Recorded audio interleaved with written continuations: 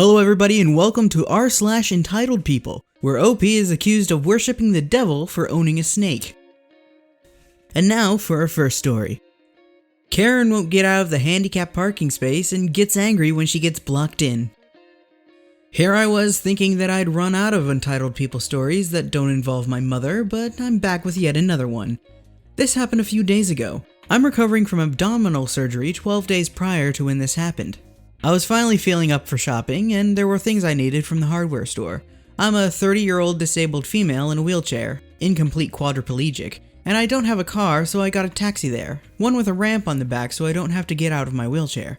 Mr. Taxi Man, who we'll call Bruce, dropped me off and I went in to do my thing. Nothing out of the ordinary. When I finished my shopping, I called to get the taxi back. It would be a 15-minute wait, but it was such a nice day that I didn't mind waiting outside. As I was waiting, I noticed that someone was parked in the disabled parking space, but there was no disabled tags on the windscreen. Annoying, but I honestly didn't care at that point. I just wanted to get home. About 10 minutes later, I saw a middle-aged woman walk out of the store and went straight to that car. She opened the boot, put her shopping in, and went around to the driver's side. But instead of getting in, she got out a cigarette and started looking through her phone. A few minutes after that, I saw my taxi arrive. Bruce, being the polite and patient man he is, waited for the woman to drive out of the car space. Karen knew he was waiting for her, and she was damn sure she was parking illegally in the disabled parking space, but do you think she cared? She finished her cigarette and got into her car. We waited, and then waited some more, until Bruce got rightly fed up and parked the taxi directly behind Karen's car, blocking her in. This is when things got interesting. Karen began to honk her horn repeatedly for a few seconds before she got out of her car. What the bloody heck do you think you're doing? You blocked me in! Bruce, in a mocking apologetic tone, "I'm very sorry, ma'am, but I need the car space. And you seem to want to stay there. Just thought I'd do you a favor. Now, if you don't mind, I have a job to do." Bruce gestured in my direction as I gave Karen a big smile. I hate confrontation, so I appreciate Bruce doing it for me. Bruce got into the car and fastened me and my wheelchair into place, all the while with Karen yelling profanities and threatening to call the police. If it were any other day, I would have been happy to call the police so Karen would get a fine, but I just wanted to go home. It only took a few minutes before I was secured in the car and we left, but I made sure to give Karen a smile and a one-finger salute through the window as we were leaving, which made the encounter all the more sweeter. Man, people parking in disabled spaces when they don't belong there is one of my biggest pet peeves. Good on you for teaching her a lesson. And now on to our next story. Lady calls me a devil worshipper because of my snake. So I just set up this account so I could tell you all what happened yesterday, and honestly I'm still shaking. Please forgive formatting, spelling, etc, etc. A bit of backstory. So I'm a 30-year-old woman who owns a lot of special needs reptiles. I have blind snakes, ones with broken backs from previous owners, lizards with birth defects, lots of cute special babies. These guys do a lot of outreach in my local community, connecting with kids who also have special needs. The mentality is, hey, they have some tics, they're a little different, but everyone still thinks they're cool. Or at least that's what the day center manager told me. I found that a lot of sensory overloaded kids just like the weight of the snakes and the squeeze of some of the larger snakes. It makes them feel safe. One of the kids who feels this way is a sweet 8-year-old boy named Marcus. He moved to my area right before the world shut down and fell in love with one of my noodles, named Buttercup. Buttercup is a 4-foot-long spider ball python with a severe head wobble. She's probably the sweetest animal, and Marcus loves her. The shutdown has been hard on Marcus, so his mom and I have set up playdates for him and my noodle. This last meetup was actually at the Orange Home Improvement store. His mom was trying to get him used to going to new places and figured Buttercup would help keep him calm. Now on to the meat of the story. As we walked around Home Depot, I kept a good grip on Buttercup as Marcus made happy noises and ran his hand gently down her scales, and she twisted and turned as we continued down the aisle. We were actively avoiding other shoppers, and Marcus's mom was on lookout as we meandered down the aisles. It had been going so well and Marcus was happy until Karen came. This elder woman would have been adorable if I'm being honest, if not for the disgusted snark painted on her face. Dressed in black slacks and a startling pink turtleneck, this white-haired harpy swooped down from nowhere. "Excuse me," she practically shouted. "What is that demon doing here?" We all paused and stared at her. "How dare you bring a beast out in public? How dare you rub your devil-worshipping ways in the face of good, God-fearing people? What do you have to say for yourself?"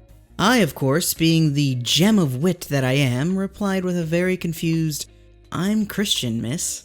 The lady puffs up. Obviously not a very good one if you're willing to touch a beast of the devil and not kill it. Still not getting it because I'm a moron. Miss, I understand you might not like children, but Marcus is a very sweet child, and I'm pretty sure killing him would be a homicide. Marcus's mother snorts and gently tries to tug Marcus down the aisle. OP, she's talking about Buttercup, not Marcus. Let's head home. I'd rather not deal with this ignorant old bat and upset Marcus, she tells me with a wink. Blushing because, yes, I am in fact an idiot and should have known better, I move to follow. How dare you ignore me? The woman screams. She reaches out a hand and I jerk out of the way. Marcus sees this and starts to scream, "No grab, no grab," over and over again. Trying to control my temper and walk backwards towards the exit, keeping an eye on the lady in case she tries to grab me again. However, she seems dumbstruck, staring at Marcus. What did you do to that child? Did you corrupt him that much that you have him speaking in tongues? Okay, wow, I'm not the only dumb one today. We finally managed to get out the exit with this lady still following and screaming, when off to the side an employee came running. "Miss, you can't leave without paying for your items." Turns out the lady was holding a few bits and bobs in her clenched fists and was walking out with them in her attempt to follow us.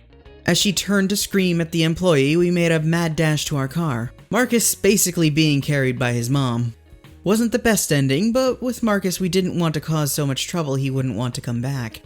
To answer some questions I feel will pop up, I have close ties with the Home Depot and have a few other kids I meet up with there with the noodles. They're aware of what we do and I always call them beforehand. They're amazing, if not a little overrun right now because of the holidays. Apparently this lady is a local pastor's mother-in-law who was here for the holidays. She apparently isn't all there according to him and has become almost fanatic in her religious leanings in her later years. Marcus was okay and cuddled Buttercup in the car ride back home and just kept telling us, "Don't grab," on the way back. Buttercup, believe it or not, was actually sleeping when the lady came up and wasn't too concerned with the shouting since a lot of the kids we work with are even louder than the lady. She was sleeping again in Marcus's lap before we left the parking lot on her mobile heat source. You've got a very well-behaved noodle right there. Kudos. And now for our last story. Yes, it's my truck, and no, I won't help you move, and no, you can't buy it for $50. This is long, so grab a cup of coffee, tea, or whatever keeps you happy in reading. I live in a senior housing community for people aged 55 and older. We all have identical one-bedroom cottages that's set up in groups of 4 or quads so that all of our front doors face inward towards each other. So if I open my front door, I have a very clear view of the front doors of my 3 neighbors, and because I'm in the back of this quad, I also have a view of the parking area. I think the purpose of grouping the houses this way was to create a friendly and safe atmosphere. However, it's just creepy in a you have no privacy kind of way. I'm a 57-year-old woman, disabled, and have a 16-year-old pickup truck that gets me where I need to go most of the time. If you've ever owned a pickup truck, you'll understand my frustration. If you haven't owned one, talk to anyone who has and they'll tell you that, according to friends, families, acquaintances, neighbors, and even a couple strangers, you have it so that you can help them move, haul furniture or a tree they cut down, and anything else they can't fit into the trunk of their car. And because it's a pickup truck, it can be mistreated, abused, dented, scratched, beaten up, and treated like a piece of heavy construction equipment, and you shouldn't care because, well, it's a truck. I have a neighbor, a woman of about 65 years old, that has kind of made a pest of herself since the day I moved in. I've done my best to be neighborly, nice, and accommodating, but each time I interact with her, I'm left feeling used. The neighbor, let's call her Karen, has come over pretending to want to visit with me, which she does for all of about 2 minutes, and then asks me for something. In the 3 years that I've been here, she's asked me to set up 2 TVs at different times, take a new alarm clock out of its packaging, and then teach her how to operate it. I've been asked to fill out her food stamp paperwork, fill out information for her lease renewal, read a piece of mail to her and explain it because she didn't understand it, take her to places, and loan her money for the bus. That's just a few. Now that you get the idea of what I've dealt with before, it's time for the story. One Monday morning, Karen comes beating on my door. She does what I call a cop knock. Loud, hard, and repeated, around 8 a.m., waking me up. I'm a night owl, by the way. I go to the door and she's standing there holding her natural gas bill, telling me how she needed a ride to the gas company's office to talk to them about paying the bill, and hands me the bill. I look at it, hoping to find a phone number for her to call, but there isn't one. But I do see that her bill is for about $17. So I take her across town, with her providing the directions since I've never been to the building. The gas company did not have an office in town, so I guess this was maybe a payment center. I drop her at the front, park, and wait for her. Karen comes out saying that they can't help her there, and asks me if she should just call them to make arrangements to make payments since she didn't have the money. I tell her that's what I would do and bring her back home. We basically made this trip for nothing. 2 days later, there's another loud, repeated banging on my door, waking me up just before 9 a.m. Karen is back and seems to be a little frantic. This time she's very vague about why she wants to go, but left me with the impression that something was going to get turned off, repossessed, or turned over to collections if she didn't go. She's also vague as to where she wants to go. She keeps telling me it's down by the casino across the street from the gas station. I told her I'd take her there, but she would have to point me in the right direction since I've never been to the casino. She gives me turn-by-turn directions until she has me turn left into the entrance road for the casino. I'm looking around for any other businesses or even the gas station, and I'm not seeing anything other than the casino in front of us and open land to either side. So I ask her where I'm supposed to be dropping her. Karen points to an upcoming sign and says, See the sign that says valet? Just follow that sign. Yep, you guessed it. Karen had me drop her at the front entrance to the casino. She lied to me by omission. She didn't ask me to take her to the casino, which I would probably have done since it's none of my business how she spends her money. She asked me to take her to a business near the casino. Yeah, well, I wasn't happy. On Monday, she couldn't afford to pay her $17 gas bill, and on Wednesday, she's going to the casino by tricking me into taking her. A week goes by and I'm in the office paying my rent when Karen comes in. Why didn't you tell me you were coming here today? Girl, I just walked all the way here. Didn't know you needed a ride. I can give you a ride back to the house if you'd like. I wait while Karen pays her rent and we walk out together. Now I'm expecting to get in my truck and drive the 4 blocks back to my house. Karen had another idea. Take me to Everything's Cheap store. Where? To Everything's Cheap. Just turn here at the stop sign and I'll show you. It's not far. Karen, I'm going to take you there, but I'm not shopping and I'm not going to sit in the parking lot and wait for you. You'll have to get another ride home or walk. It's fine, I won't be long. I drop her at the front door and I go home. A couple hours later, she bangs on my door. Where did my ride go? Home. I told you that I wasn't going to wait for you. I had all my stuff that I had to carry home. Now my back hurts. I'm sorry, but I warned you. Karen walks away, muttering things that I didn't understand, and slammed her door. Skip ahead several months, and I run into Karen again as I'm paying my rent. She wants me to give her a ride to the Social Security office. I tell her that I can't as my truck isn't running right, and I can't get too far from home in it until I get it checked out and fixed. My truck started having issues, and it's been difficult trying to get it fixed with lockdown, a back issue that's left me bedridden for several weeks, and 2 major hurricanes this year. There's nothing major wrong with the truck, just needs a new starter and gaskets to fix an oil leak that's caused the starter to go bad. But it's just a few blocks away and it's hot out there. I can't trust my truck not to leave me stranded with no way to get home. It'll be fine. Maybe, but I'm not willing to risk it. Karen slaps the side of my truck and continues on her walk, and I go home in my truck. Another 3 days go by and more banging on my door, and again I'm awakened. It's 7:15 a.m. This time, I'm angry and I snatch the door open. What?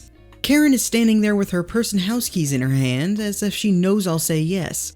I need to go to the mattress store. I need to pick up my new queen-sized mattress.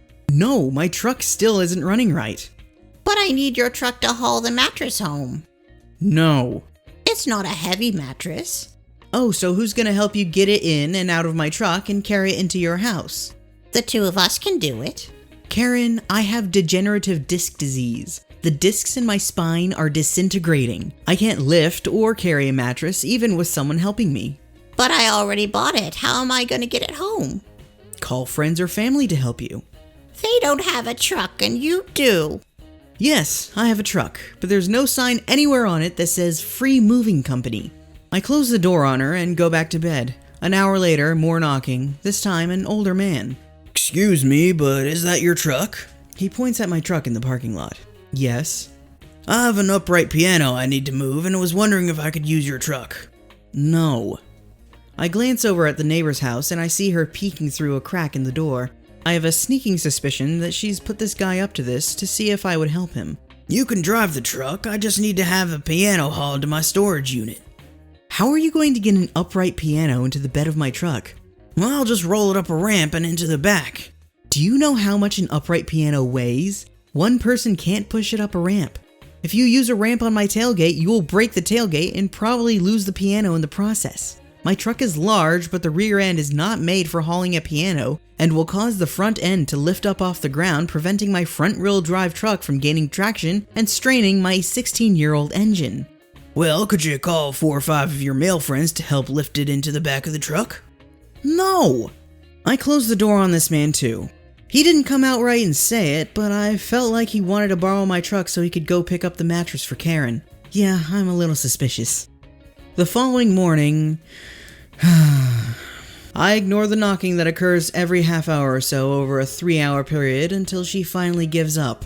Later that afternoon, I open my door to get the mail out of my mailbox when a second man approaches me out of nowhere. It's like he was hiding around the corner waiting for me to come out of my house. Mantu points at my truck. It irritates me every time someone does this. Is that your truck? I'm feeling very annoyed and snarky. What gave it away? Is it because it's parked in a space clearly labeled with my house number? Or is it because someone told you who the truck belonged to? I point at Karen's house. Does it run? Listen, I don't know what you're wanting me to pick up, deliver, move, haul, transport, or tow, but I'm not a moving company, taxi, Uber, delivery service, or a tow truck. I won't be doing any of those things, and before you ask, I won't be allowing you or anyone else to drive my truck either. Now, do you have any other questions? Do you want to sell it? What? Why would I want to sell it? Well, since it needs fixing, I thought maybe you would want to sell it to someone who could afford to fix it. How do you know it needs fixing? The man turns bright red and can't take his eyes off the ground. I just thought if you sold it, you could buy something else and I could fix the truck. Tell Karen I'm not selling you my truck so that you can fix it and give it to her. I wasn't gonna give it to her. I point at this huge truck parked in Karen's designated space. You want me to believe that you would rather have my 16-year-old truck that needs repair than your brand new truck? How stupid do you think I am? As the older man silently stares at the ground, Karen flings her door open and marches up to me. Just sell him your truck so he can fix it. You clearly aren't going to do it anytime soon. At least I will put it to good use. I need it, and I need it more than you apparently do. Now he's willing to get it fixed for me, so just sell him the damn truck already. My truck is not for sale. When or if I get my truck fixed is absolutely none of your business. I'm going to call the office and tell them that you have a broken down truck sitting in the parking lot that needs to be hauled to the junkyard. They'll make you get rid of it or fix it. Karen, they can't do anything to her. Karen cuts him off. She's so angry, she's crying, shaking, and spitting as she screams. Shut up! Stay out of this! I want that truck and I'm going to get it! Call the police, they'll make her get rid of it! Karen, the police aren't... Yes, they will! They'll listen to me! She storms off to call the police. In the meantime, I brought a chair outside along with a can of soda and a bowl of microwave popcorn. I figured this was going to be a good show. Karen and Mantu have gone inside her house to wait. The neighbor to my left has come out to see what's going on. Let's call her Mary. Mary can't stand Karen, so she drags a chair out and sits next to me and we share my popcorn. Enter Cop 1 and Cop 2. The cops arrive in about 5 to 6 minutes and walk up to Karen's door and knock while glancing around at Mary and me, just grinning. She answers and tells them that I have created an eyesore in the neighborhood by having an old beat-up, broken-down truck sitting in the parking lot and she wants it removed immediately. Cop 1 points at my truck. Yep, he does it too, and I can't help but roll my eyes. That truck? Yes! That truck is clean, shiny, no dents, no scratches, new tires. Are you sure that's the eyesore? Yes, it's 10 years old and broken and she doesn't want to fix it. It's just sitting there doing nothing for months. It's 16 years old. Cop 2 spins around, surprised. Seriously? That truck is that old? Wow, it's in great shape. You've taken good care of her. Thank you. I want that truck gone. Cop 2 walks over to me to discuss my truck's mechanical history, So I explained to him that in the 16 years that I've owned her, I've changed her oil every 3 to 4 months, given her a bath once a month, got her a new set of tires 6 years ago, and when I first began having problems with her starting, I bought a new battery. The old one was the original battery from when I bought the truck off the showroom floor. And when the battery wasn't the problem, I had a mechanic come and look at it. He determined that it was the starter and the gasket was leaking. All I was waiting on was my friend to come and help me start her. Someone needs to get under the truck and tap the starter while someone else turns over the ignition, so that I can get it to the mechanic's house for him to work on it. She's lying. That truck hasn't moved in 3 months. I offer popcorn to Cop 2, who took a handful. Wrong, it hasn't moved in 4 days. It's had problems for 3 to 4 months. Miss Karen, there really isn't anything the police department can do for you. Her truck definitely isn't an eyesore, nor is it sitting there in pieces creating a safety hazard. She's driving down property values. Cop 1 starts chuckling. Miss Karen, you're renting a house in government-subsidized senior housing. Why don't you tell us the real reason why you want her truck moved? Mary, who's been silent until now, stands up and turns on her best diva, soul sister voice and attitude, and gives the cops the greatest deep south, beautiful black woman sermon I have ever heard. I'll try to write this as best I can. Oh Lord Jesus, help us all. This here woman of the night want everything she can have, Lord. I think it's cause she pulls her hair back so tight, Lord, she can only see what's in the back of her mind. She wants her old saggy boy toy of the day here to buy my friend's pick-em-up truck so she can go and pick 'em up, Lord. If you're getting what I'm saying. He bought and traded to her for a little roll on her nasty sheets. Lord Jesus, help us all. And she thinks she all hot and sexy, so you believe her and take away my friend's truck. She a fool. She thinks she can fool you too. How the hell you think she got those 2 big-ass TVs in there? Cop 1 is bent over laughing hysterically, while Cop 2 is standing with his mouth open and his eyes wide. Cop 2 turns to Mantu. Is any of that true? Mantu, embarrassed, humiliated, and just looking tired. She wanted the truck and $50. Karen and Mantu are arrested. Not sure what the exact charges were, but I heard words being thrown around like pandering, solicitation, scamming, and false complaint, among others. A couple days later, Mary told me that Karen returned home. I guess she found a way to get bailed out. I haven't seen her, and I'm hoping that I don't. As for my pick-em-up truck, I'm still waiting to get her to the mechanic. My friend will be here on his next day off, he doesn't get them often, to help me. It's a good thing I'm a patient person with a super diva as a friend and neighbor. It's also good to know that my truck is at least worth one 20-minute roll on the sheets and $50. OP, do you live in Florida? Because that is the most Florida story I have ever heard. Thank you for watching.